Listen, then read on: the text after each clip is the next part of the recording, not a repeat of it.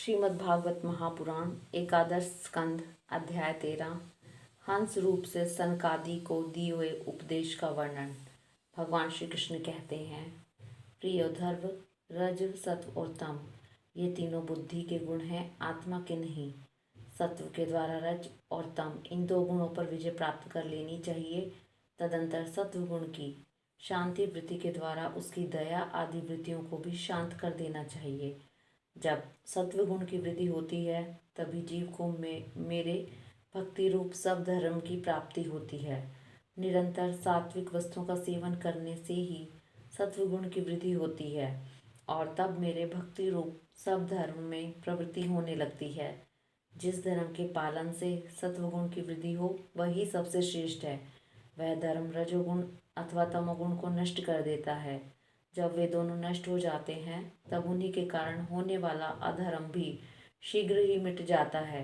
शास्त्र, जल, प्रजाजन, देश, समय, कर्म, जन्म, ध्यान, मंत्र और संस्कार ये 10 वस्तुएं यदि सात्विक हों तो सत्व गुण की, राजसी हों तो रजोगुण की और तामसिक हों तो तमोगुण की वृद्धि करती है। इनमें से शास्त्रज्ञ महात्मा जिनकी प्रशंसा करते हैं वे सात्विक हैं, जिनकी निंदा करते हैं वे तामसिक हैं और जिनकी उपेक्षा करते हैं वे वस्तुएं राजसिक हैं। जब तक अपनी आत्मा का साक्षात्कार तथा स्थूल सूक्ष्म शरीर और उसके कारण तीनों गुणों की निवृत्ति न हो तब तक मनुष्य को चाहिए कि सत्व गुण की वृद्धि के लिए सात्विक शास्त्र आदि का ही सेवन करे, क्योंकि उससे धर्म की वृद्धि होती है और धर्म की वृद्धि से अंतःकरण शुद्ध होकर आत्म तत्व का ज्ञान होता है। बांसों की रगड़ से आग पैदा होती है और वह उनके सारे वन की को जलाकर शांत कर जाती है। वैसे ही यह शरीर गुणों के वैषम्य से उत्पन्न हुआ है। विचार द्वारा मंथन करने पर इससे ज्ञान अग्नि प्रज्वलित होती है और वह समस्त शरीरों एवं गुणों को भस्म करके स्वयं भी शांत हो जाती है।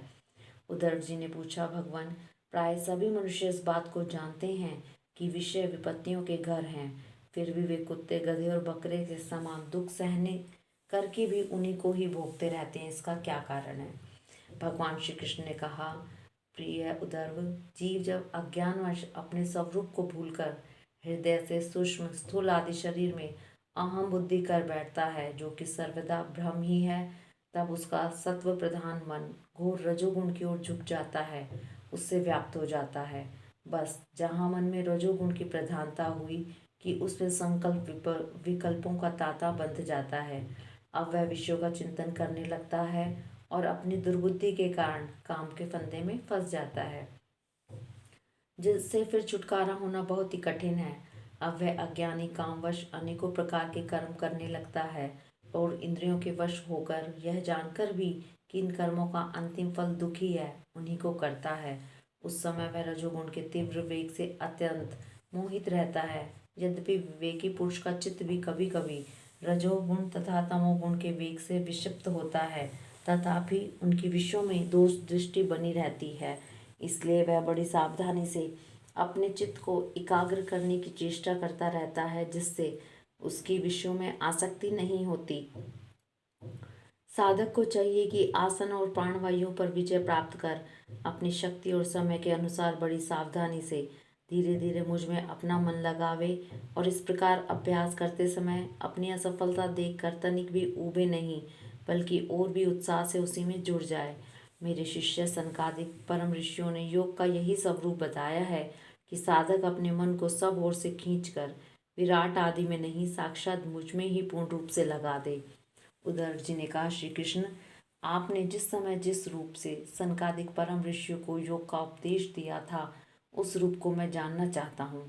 भगवान ने कहा, प्रिय उद्धव, सनकादिक परम ऋषि ब्रह्मा जी के मानस पुत्र हैं। उन्होंने एक बार अपने पिता से योग की सूक्ष्म अंतिम सीमा के संबंध में इस प्रकार प्रश्न किया था कि पिताजी, चित्त गुणों और विषयों में घुसा ही रहता है और गुण भी चित्त की एक एक वृत्ति में प्रविष्ट रहते हैं, अर्थात चित्त और गुण आपस में मिले जुले ही रहते हैं। ऐसी स्थिति में जो पुरुष इस संसार सागर से पार होकर मुक्ति पद प्राप्त करना चाहता है वह इन दोनों को एक दूसरे से अलग कैसे कर सकता है? भगवान श्री कृष्ण कहते हैं, प्रिय उधर यद्यपि ब्रह्मा जी सब देवताओं के शिरोमणि, स्वयंभू और प्राणियों के जन्मदाता हैं, फिर भी सनकादिक परम ऋषियों के इस प्रकार पूछने पर, ध्यान करने पर भी वे इस प्रश्न का मूल कारण न समझ सके, क्योंकि उनकी बुद्धि कर्म प्रवण थी। उस समय ब्रह्मा जी ने इस प्रश्न का उत्तर देने के लिए भक्ति भाव से मेरा चिंतन किया। तब मैं हंस का रूप धारण करके उनके सामने प्रकट हुआ। मुझे देखकर सनकादिक ब्रह्मा जी को आगे करके मेरे पास आए और उन्होंने मेरे चरणों की वंदना करके मुझसे पूछा कि आप कौन हैं।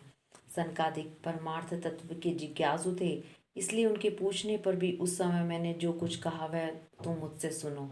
ब्राह्मणों, यदि परमार्थ रूप वस्तु नानत्व से सर्वदा रहित है, तब आत्मा के संबंध में आप लोगों का ऐसा प्रश्न कैसे युक्ति संगत हो सकता है।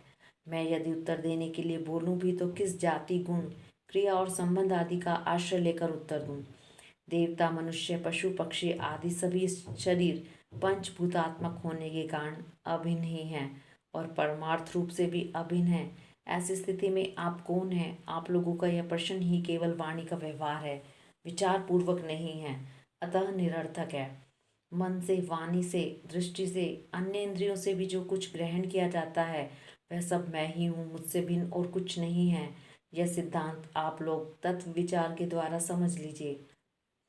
पुत्रों, यह चित्त चिंतन करते करते विषय आकार हो जाता है और विषय चित्त में प्रविष्ट हो जाते हैं।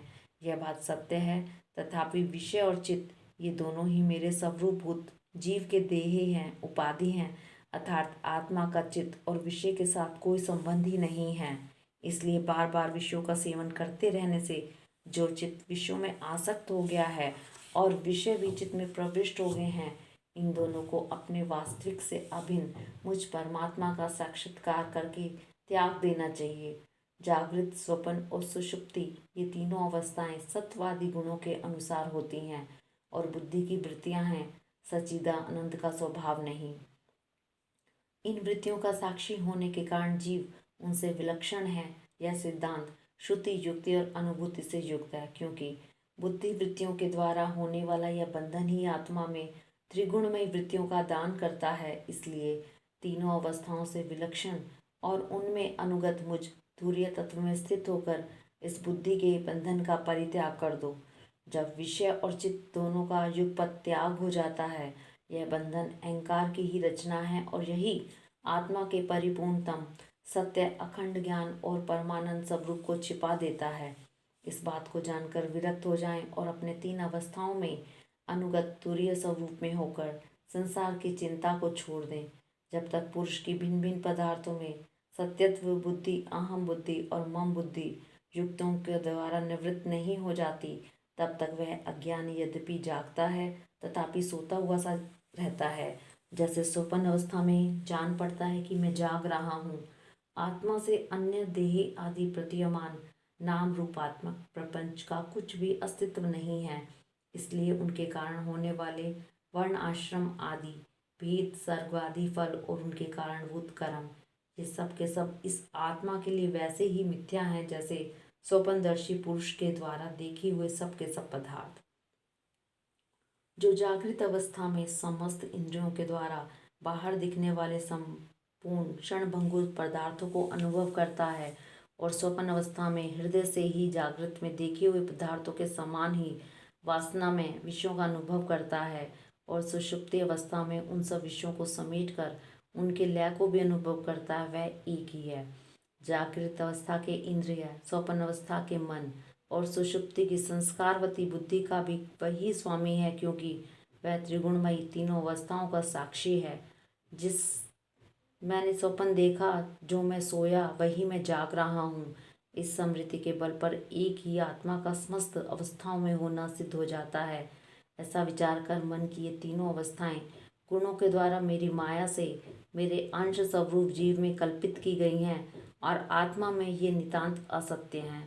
ऐसा निश्चय करके तुम लोग अनुमान सत्पुरुषों द्वारा किए गए उपनिषदों के श्रवण और तीक्ष्ण ज्ञान खड़क के द्वारा सफल संशयों के आधार अहंकार का छेदन करके हृदय में स्थित मुझ परमात्मा का भजन करो। यह जगत मन का विलास है, दिखने पर भी नष्ट प्राय है, अलाद चक्र है, ऐसा समझें। ज्ञाता और ज्ञेय से भिन्न, भेद से रहित एक ज्ञान स्वरूप आत्मा ही अनेक सा प्रतीत हो रहा है। यह स्थूल शरीर, इंद्रिय और अंतःकरण रूप तीन प्रकार का विकल्प गुणों के परिणाम की रचना है और स्वप्न के समान माया का खेल है। अज्ञान से कल्पित है, इसलिए उस देह आदि रूप दृश्य से दृष्टि हटाकर तृष्णा रहित इंद्रियों के व्यापार से हीन और निरीह होकर आत्मानंद के अनुभव में मग्न हो जाए। यद्यपि कभी कभी आहार आदि के समय यह देह आदि प्रपंच देखने में आता है, तथापि यह पहले ही आत्म वस्तु से अतिरिक्त और मिथ्या समझकर छोड़ा जा चुका है, इसलिए वह पुनः भ्रांति मूलक मोह उत्पन्न करने में समर्थ नहीं हो सकता। देहपात पर्यंत केवल संस्कार मात्र उसकी प्रतीति होती है। जैसे मदिरा पीकर उन्मुक्त पुरुष यह नहीं देखता कि मेरे द्वारा पहना हुआ वस्त्र शरीर पर है या गिर गया, वैसे ही सिद्ध पुरुष जिस शरीर से उसने अपने स्वरूप का साक्षात्कार किया है, वह प्रारब्धवश खड़ा है, बैठा है या देववश कहीं गया है या आया है, नश्वर शरीर संबंधी इन बातों पर दृष्टि नहीं डालता। प्राण और इंद्रियों के साथ यह शरीर भी प्रारब्ध के अधीन है, इसलिए अपने आरंभक कर्म जब तक तब तक उनकी प्रतीक्षा करता ही रहता है। परंतु आत्म वस्तु का साक्षात्कार करने वाला तथा समाधि पर्यंत योग में आरूढ़ पुरुष स्त्री पुत्र धन आदि प्रपंच के सहित उस शरीर को फिर कभी स्वीकार नहीं करता, अपना नहीं मानता। जैसे जगा हुआ पुरुष स्वप्नस्था के शरीर आदि को। सनकादिक ऋषियों, मैंने तुमसे जो कुछ कहा है वह सांख्य और योग दोनों का गोपनीय रहस्य है। मैं स्वयं भगवान हूँ, तुम लोगों को तत्व ज्ञान का उपदेश करने के लिए ही यहाँ आया हूँ, ऐसा समझो। विप्रवरों, मैं योग, सांख्य, सत्य, रित, तेज, श्री, कीर्ति और दम इन सब की परम गति, परम अधिष्ठान हूँ। मैं समस्त गुणों से रहित हूँ और किसी की अपेक्षा नहीं रखता, फिर भी साम्य, असंगता आदि सभी गुण मेरा ही सेवन करते हैं, मुझ में ही प्रतिष्ठित हैं, क्योंकि मैं सबका हितैषी, सौहृद, प्रियतम और आत्मा हूँ। सच पूछो तो उन्हें गुण कहना भी ठीक नहीं है, क्योंकि वे सत्वादी गुणों के परिणाम नहीं हैं और नित्य हैं। इस प्रकार मैंने संकादिक मुनियों के संशय मिटा दिए। उन्होंने परम भक्ति से मेरी पूजा की और स्तुतियों द्वारा मेरी महिमा का गान किया। उन सब परम ऋषियों ने भली भांति मेरी पूजा और स्तुति कर ली। तब मैं ब्रह्मा के समान ही अदृश्य होकर अपने धाम में लौट आया। हरि ओम तत्सत।